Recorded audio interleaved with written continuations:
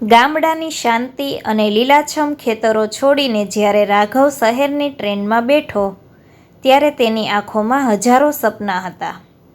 હાથમાં માએ બાંધી આપેલું ભાતું હતું અને મનમાં એક જ વિચાર, શહેરમાં જઈને બહુ કમાઈશ, પછી મા બાપને કોઈ તકલીફ નહીં પડે.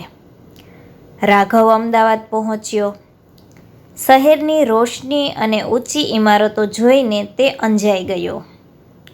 પણ જેમ જેમ દિવસો વીત્યા તેમ તેને સમજાયું કે આ શહેર જેટલું બહારથી ચમકે છે, અંદરથી એટલું જ પથ્થર જેવું છે. શરૂઆતમાં રાઘવને કોઈ કામ ન મળ્યું. તેની પાસે રહેલા થોડા પૈસા પણ પૂરા થઈ ગયા. એક રાત્રે ફૂટપાથ પર સૂતા સૂતા તેને વિચાર આવ્યો કે ગામડે તો માં ગમે તેમ કરીને રોટલો ખવડાવતી હતી, પણ આ શહેરમાં તો રોટલો કમાવા માટે લોઢાના ચણા ચાવવા પડે છે.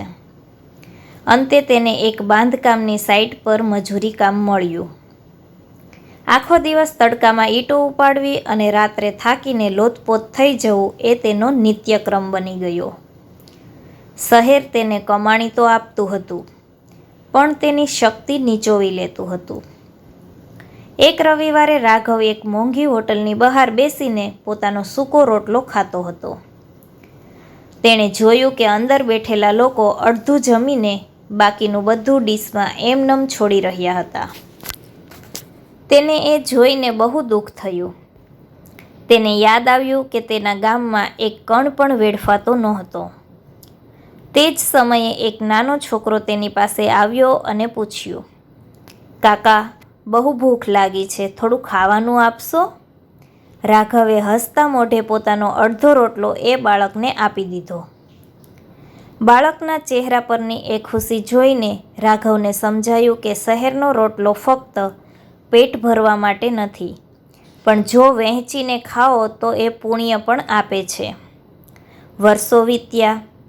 રાઘવ હવે મજૂર મટીને કોન્ટ્રાક્ટર બની ગયો હતો, પણ આજે પણ તે ભૂલ્યો નહોતો કે તે ક્યાંથી આવ્યો છે.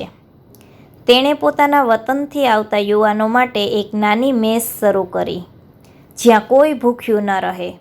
તે કહેતો, સાહેબ, શહેરનો રોટલો બહુ કઠણ હોય છે, એને ચાવવા માટે હિંમત જોઈએ, પણ જો તમે પ્રામાણિકતાથી મહેનત કરો તો આ જ શહેર તમને ક્યારેય ભૂખ્યું મરવા દેતું નથી. આ વાત પરથી આપણને બોધ મળે છે કે મહેનત કરનારને ભગવાન ક્યારેય ભૂખ્યો રાખતો નથી. શહેર કદાચ પથ્થરનું લાગે, પણ જો તમારી પાસે આવડત અને હિંમત હોય તો એ જ શહેર તમને પાળનાર બની જાય છે.